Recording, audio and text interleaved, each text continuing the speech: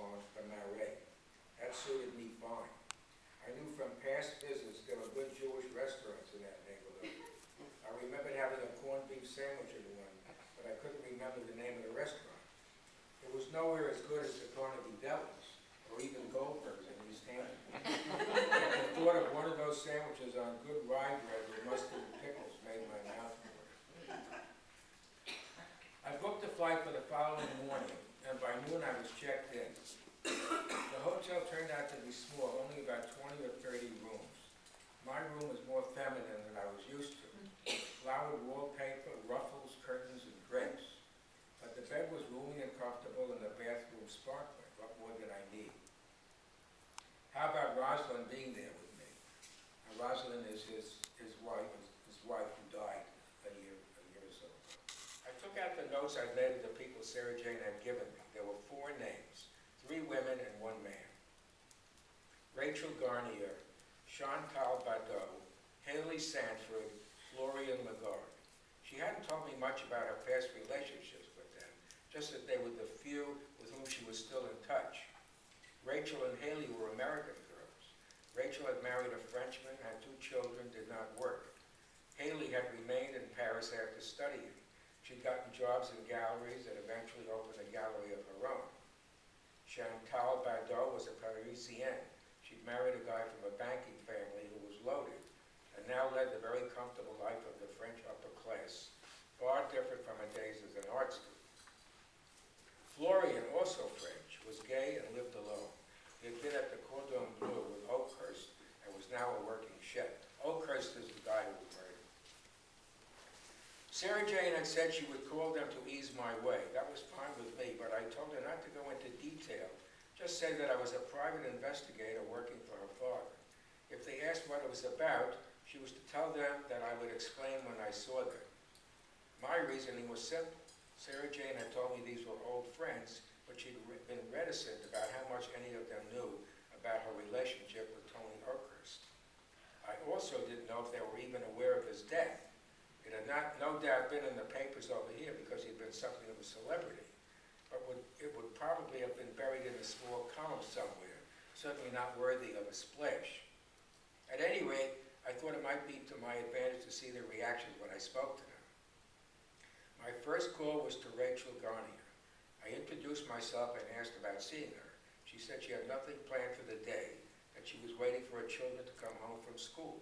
She sounded friendly and was quite willing to see me right away. Rachel lived in the 13th arrondissement on a street called Rue de Banquier, just off the Avenue des Gaulois. It was a fairly short walk from the metro stop Campo Formio and not difficult to find. The neighborhood was bland. The buildings not old and not new. In fact, the entire area seemed a bit run down. I rang the bell and was let in by a buzzer. Rachel had said there was a concierge, but that I was not to respond if she accosted me, just go right on up the stairs. As it happened, no one paid any attention to me. Her apartment was on the 2nd floor. Walking up the staircase was something like going back in time to when I was a teenager and visited my Uncle Morris in Brooklyn. He'd lived near Prospect Park on a street of 6-story apartment houses. His building was old, the walls thickened with layers of paint, the elevator scratched and rattling when it rose. What I remembered most vividly were the smells of stale cooking everywhere. The same smells were here, as well as the feeling of old dirt hidden away in corners. Rachel greeted me in a friendly manner and shook my hand with a firm grip. She was a small woman, wore no makeup, was dressed simply in a gray sweater and skirt, and gave the impression she didn't much care how she looked. The apartment was the opposite of its owner. It was modern, bright, adorned with colorful paintings, patterned rugs, a couple of large bookcases filled with books, and interesting chargers. She asked if I'd like some tea or coffee. I opted for coffee, and she went out of the room to get her a make it. She came back with a small cup and saucer and handed it to me. Aren't you having any? I've already had mine. I sipped it slowly. It was good French coffee. I leaned back in my chair and let the taste fill my mouth. It was so good I almost forgot why I was there. Rachel brought me back. Sarah Jane said you were a private investigator and working for her father. What's this all about? I need to get some background on Sarah Jane's time in Paris when she went to school here. You were in the same school with her, right? Yes. Studying art? Of course, it was an art school. What does that have to do with anything? Did you also know Tony Urkhurst? The benign expression on her face changed a little. Sort of. Have you been in touch with him recently? I haven't seen him in years. Before I had children, my husband and I went to his restaurant once. Too expensive for us now. Did you ever go out with him? Aren't you getting a bit personal here? That wasn't a very personal question. I was just trying to understand what you meant when you said you sort of knew him. Before I answer, I need to know why you're asking me these questions. Okay, I'll tell you. Oakhurst is dead. He was murdered. I watched closely to see her reaction. Her eyes widened and her mouth dropped open. She was either shocked or Erika Hecht, and I was born in Budapest, Hungary. I'm Jewish, and I was a hidden child, and I am a child survivor of the Holocaust. In the Second World War, during the worst years of persecution of Jews in Hungary, 1943-45, when I was 9 years old, my mother, 1-year-old half-sister Katika, and I were hiding in the countryside. We had false birth certificates and other fake documents to prove that we were Christians. My stepfather Pishta was in a German forced labor camp on the Russian front. My real father Henry, who lived as a non-Jew and with his Christian wife in Budapest, was very rich. He was a landowner, and Kislang was a village on one of his properties. He arranged for us to stay in that village. My grandmother, 2 aunts, and some cousins were also hidden in the same village, but we were not allowed to admit that we knew each other. The title of my memoir is Unforgotten, and it is written in a child's voice. In Hungarian, children refer to male adults as bácsi and female adults as néni. Those words appear frequently in the next chapter, which starts right after we arrive in Kisland. My mother is talking, giving instructions. You have to remember that you do not know them. You cannot visit them. You cannot say hello to your cousins. We probably will be introduced to each other in a day or two, according to Varga bácsi, so that we do not have to act like strangers. You must always remember now that your name is Bankuti, and you are not related to them. Mother follows everything that Varga bácsi tells her to do, because he is responsible for our safety. He is the most important man in the village, and all the other peasants listen to him. At first it was strange to be in this village. No school, no grandparents, no yellow star on my clothes. But now I like it here. Mother does not yell and scream as much as she did in Budapest, nor whispers nervously about the danger we are in and how to behave to try to avoid it. She is busy cleaning the little house, doing the laundry in the iron sink, which is standing on legs of its own under a rickety cold water tap. We heat the water on the stove for everything, not just the laundry, but for washing ourselves, bathing Katika, and for cooking, of course. We do quite a lot of cooking. Varga bácsi brings us potatoes, meat and milk, fruit too, mostly apples. We do not leave the house very much, as it was finally decided that I better not meet my cousins or my grandmother at all, for the fear somebody would realize that we knew each other before we came into Kisland. It is safer to be separate, unrelated families, says Varga bácsi, who have come from the big city to escape the bombings and the lack of food. I take Katika for a walk every day. The houses on either side of the road are small, like the one we live in, and their little gardens have lots of flowers. The sidewalk is just a narrow strip of earth between the houses and the ditch. The main road is a dirt road too, and usually muddy with the deep grooves from the horse-drawn wagons. The only traffic you ever see in this village. It's difficult to cross the street. There are small strips of earth filling the ditches here and there, but they are too narrow for the stroller. Katika is 15 months old and does not walk well. Katika, I say to her, see the chickens? Let's try to catch one. Or look at the geese. There are beautiful white geese running around on the road. I wonder how they know which house they belong to, or how their owners know which chicken or goose belongs to them when it's time for them to go home. I leave the stroller on our side of the street and cross the road carrying Katika. We are going to visit Laci bácsi and Sára néni, who live across from us. They are both teachers at the school, the only 2 teachers in the village. The village, small as it is, provides each of its teachers with a house. As Lachibatsi and Shara Nene are married, they live in one house, the bigger one, and the other one is the one we are staying in. I like to visit with them. They're nice and they show me interesting books and photographs. And now that it's warmer, we often stay in the garden. My favorite activity is to collect eggs. They have a lot of chickens and a lot of eggs that have to be picked up every day. My father Henry visits every Sunday. He takes the train from Budapest to a station near Kislan. I am allowed to help Vargabachi pick him up with the buggy and sit with him on the front bench. He even lets me hold the reins sometimes and tell me stories about his horse. I'm excited when I see Father get off the train. He's smiling at me and even waving before he reaches us. He's carrying a small suitcase, climbs onto the buggy sitting down next to me on the bench. I must remember not to be too friendly, as he's not supposed to be my father, although I don't see anybody at the station who might recognize us. When I said that to Vargabachi the first time we came to fetch him, he said, "Being careful has never hurt anyone."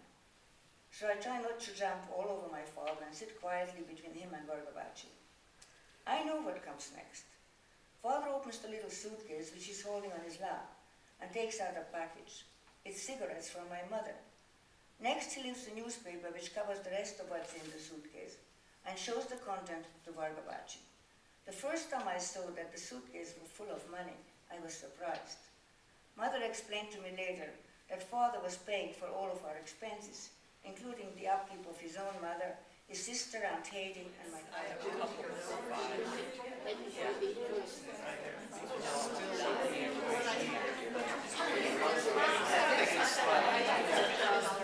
Okay, I think we'll begin now.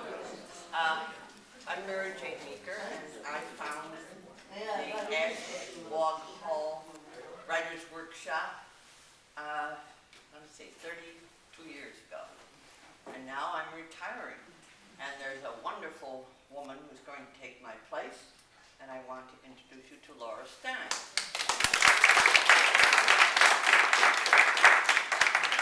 Laura's been in the class, and she's finishing a long novel, or are you finished? Well, I don't know how to define finish, but I'm getting there. Good, good. Today we are going to have two readers, and I think Suzette is going to begin. Aren't you, Suzette? I am. And Ed has a little program that he's worked It'd out. be better if you didn't stand in front of him so we could see what he looks like. Oh, I'm not even in front of Suzette. It was planned to be a reveal. Yeah. We had it worked out and he spoiled it. Anyway, enjoy. And in the end, there's anybody who has questions that they want to ask about the class or the readings or whatever, we'll take questions at the end. Thanks. Thank you. I'm working on a memoir about a sabbatical year. Excuse me, Suzette. Sure. If at any point you have trouble hearing, raise your hand. We do have a mic we can hook up if it gets to be so that you can't hear it. We did a full program yesterday and we didn't need the mic, but judge for yourself and just raise your hand. Okay. Excuse me, Suzette. I'll try to project. I'm working on a memoir about a sabbatical year in Montauk. And the reading I'm going to do today is an early chapter from the memoir. Friday afternoon, May 20th, 2011. The air in the towering gray beach house was expectant, as if we knew something were about to happen. Of course we knew, but knowing the inevitable doesn't make it any easier. In those final hours, I desperately wanted the waiting to be over and was relieved when it wasn't. The air felt chaotic, with caregivers, hospice staff, friends, and families streaming in and out. My father, apparently unaware of the commotion, appeared peaceful as he lay in a standard issue hospital bed in the center of his bedroom. The bedroom that used to be my sister Beth's and mine when we were teenagers. The bedroom that he moved to 11 years ago after his Parkinson's and bypass surgery made climbing the steep stairs to my parents' sleeping loft impossible. My mother, Beth, and I stood vigil, surrounding him, as we had been for days. The oxygen machine relentlessly exhaled. Whoosh, whoosh. At 3 o'clock, his breathing suddenly shifted, becoming loud and rattled, like a sputtering car engine. He's not in any pain, the hospice nurse assured us. Look at his hands and his brow. See how relaxed he is? I wanted to believe her, but the gurgling breaths were too hard to handle. Given the alternative, I much preferred the dying father, who looked like he was just asleep. The father who hid his pain behind an ever-present smile. The father who, I've been told, lifted my baby carriage over the curb so I wouldn't feel the bump. The father in this hospital bed wasn't hiding or protecting me from anything. My sister lowered herself into the tan wicker chair next to the bed. I like to think of Beth as a younger, blonder, taller version of me. We rarely disagreed about anything. I could count on her. I hadn't noticed my mother slip out of the bedroom. Mom, a slender 5'2" retired teacher, had been slowed dramatically by 21 years of caring for my disabled father, 19 years of serious back pain, and a recent nasty bout of shingles. At 76, she now bore little resemblance to the speed demon I could barely keep up with for most of my life. I'm going to go look at the cards, I told Beth. Maria, a caregiver from the adult daycare program my father attended at the Montauk Playhouse Community Center, had delivered handmade cards from the staff and clients, other frail seniors. The Playhouse, we always called it, wanting to spare my father the embarrassment of realizing he was in daycare. How are you doing? And I'd ask him practically every time I greeted him in the last years of his life. I'm great. I go to the Playhouse every day and see my friends, he'd say with a casual wave of his hand, as if it were the most natural thing in the world. He was known as the professor around the halls of the Playhouse. His teaching career cut short at 52 with his Parkinson's diagnosis. In the early years of his retirement, he taught English as a second language, and at the Playhouse, he often held court at the chalkboard, leading the other seniors in hangman, an interesting exercise given the memory impairments around the table. In the family room just outside his bedroom, I sat at a small round table near the side door and unclasped the large envelope Maria had brought. I slid out about a dozen cards decorated with bright colored markers in red. John Mullen always looked at the bright side of life. Every time I asked him how he was doing, no matter how badly he was feeling, he would say, "Wonderful. I'll never forget that. I just love him because of the way he is. He's John. I've only known him a short while, but just being around him makes you feel good. There's something about his face." Yes, that face, round as a pumpkin, unlined even after years in the sun. That mischievous smile that appeared whenever he got caught finishing the Tate's oatmeal raisin cookies Mom kept hidden deep in the freezer, or devouring the last pint of Ben & Jerry's on the sly.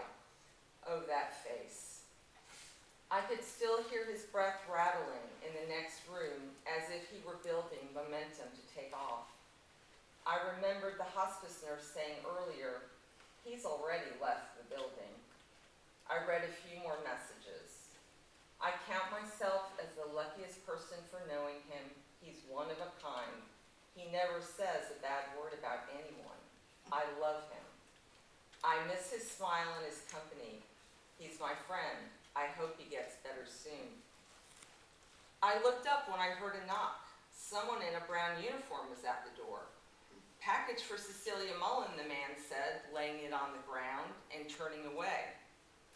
On autopilot, I got up, opened the door, and picked up the package from the doorstep, my mind unable to take in the incongruity of a UPS delivery intruding in this moment.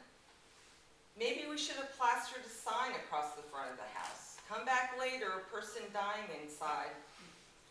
I hadn't felt this way since 9/11, when I wandered up and down the aisles at my Houston supermarket and overheard two women making small talk. That's so wrong, I thought. Don't you realize the world has turned upside down? Point out that the Milwaukee beer reference was a contribution of the Ashawagh writers' work. It was Ed's reference. Having worked on the and the beer.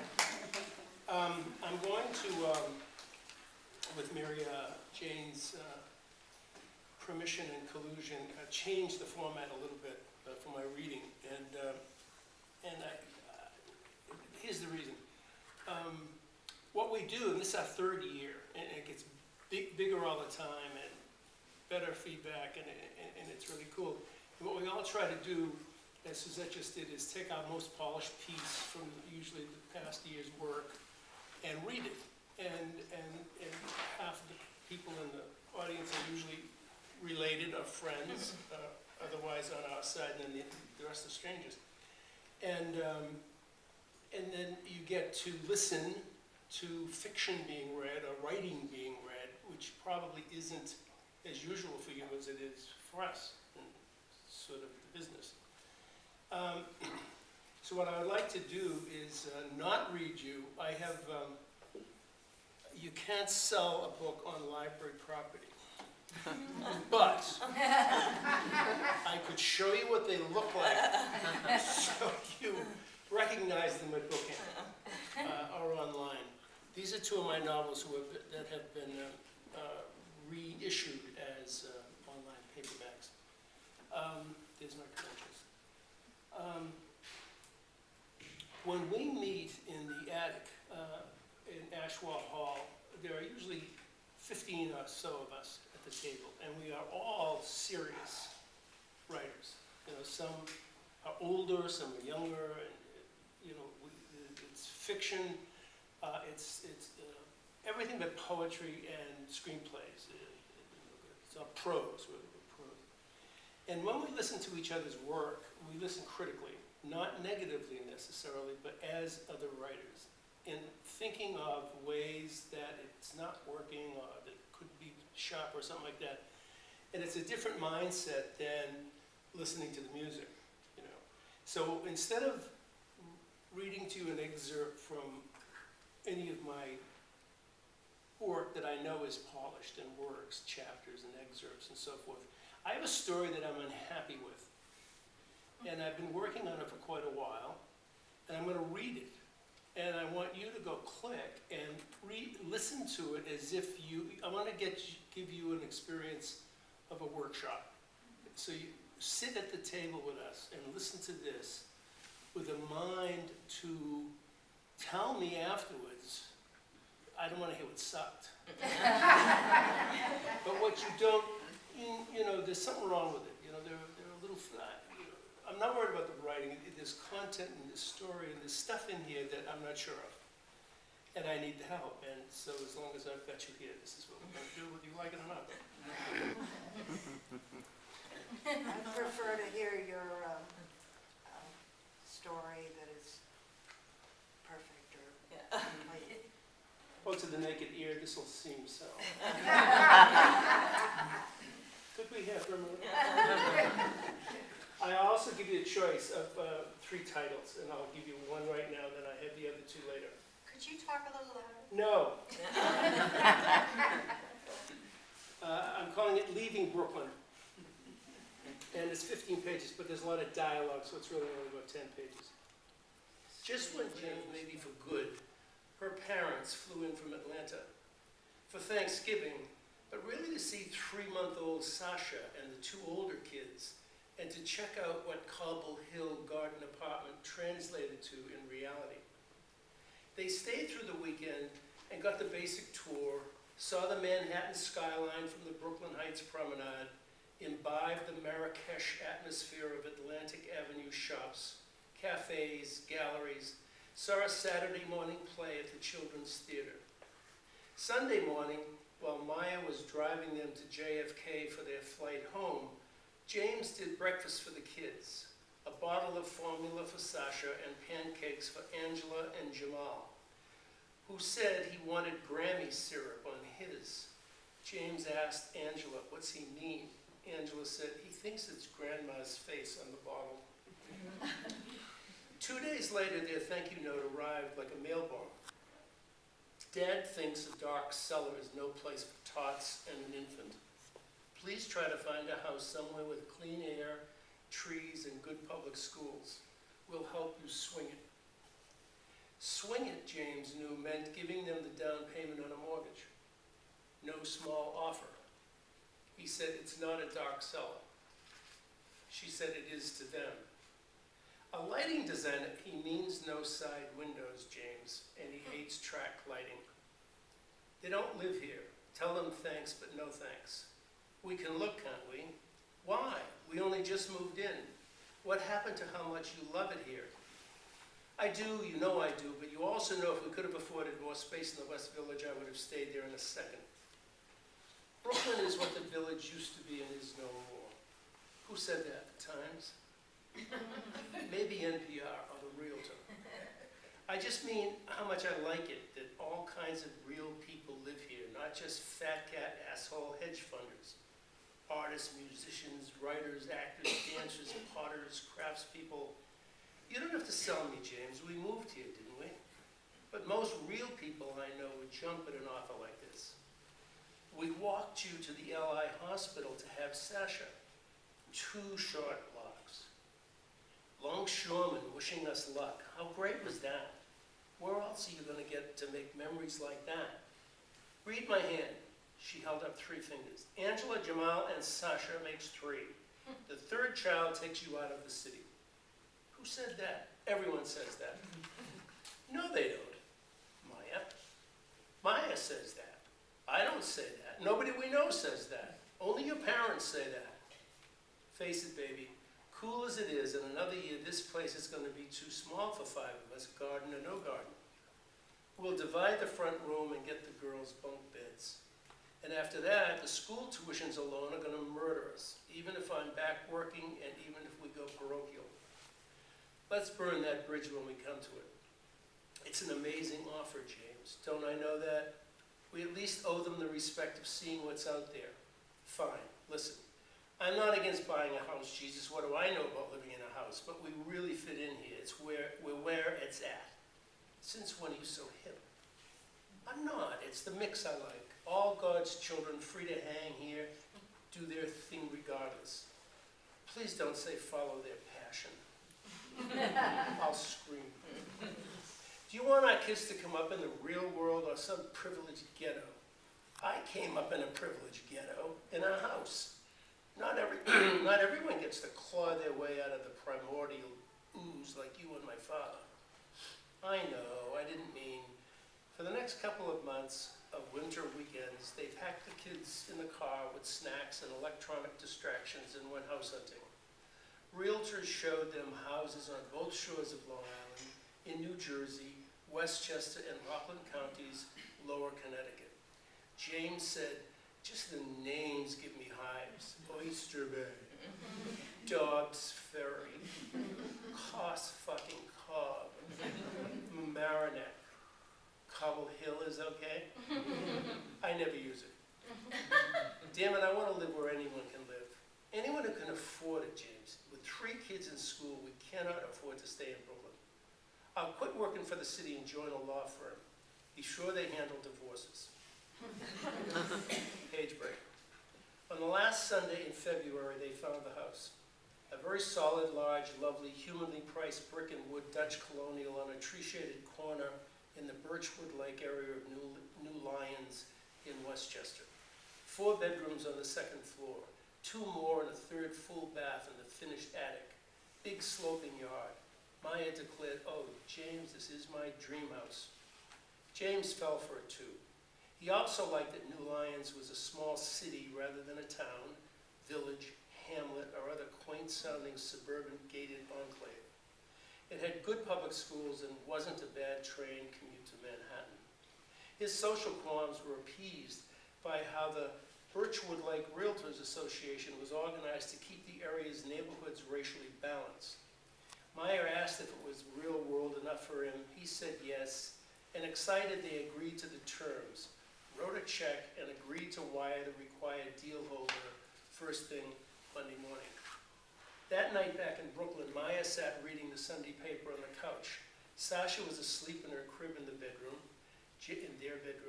James sat on the floor letting Angela read bedtime stories to him and Jamal. After the kids turned in, he poured 2 glasses of wine and collapsed into his easy chair opposite her. I got cold feet. Why? The money. I can't get over the number of zeros we're talking. Think of how much we give away in rent every year. Yeah, but the house will be ours, James. We'll own it. Well, the bank will. Stop. Taking a handout from your father bums me. Why? Because I'm 36 and I've never been given one goddamn thing in my life. Well, you should have been. You deserved it. I like not owing anybody anything. It's not a loan, it's a gift. You can't tell people what not to give you. You don't have to take it. It isn't for us anyhow, it's for the smalls. Then let your father open accounts for them, or trust funds, or help us pay the tuitions when they start real school here. Would it be better if he died and left me the money? Would you feel okay with it then? Oh, fight fair. I don't want to fight at all. Okay, what if you were in his place and Angela was grown and married and living with 3 kids in what you saw as a dark cellar in a dangerous place, and you had the money? What would you do? Dangerous place? Reminds me of South Chicago here, but never mind. What would you do? I'd stay out of her affairs and leave her free to make her own decisions, but watch her back and help pay tuitions.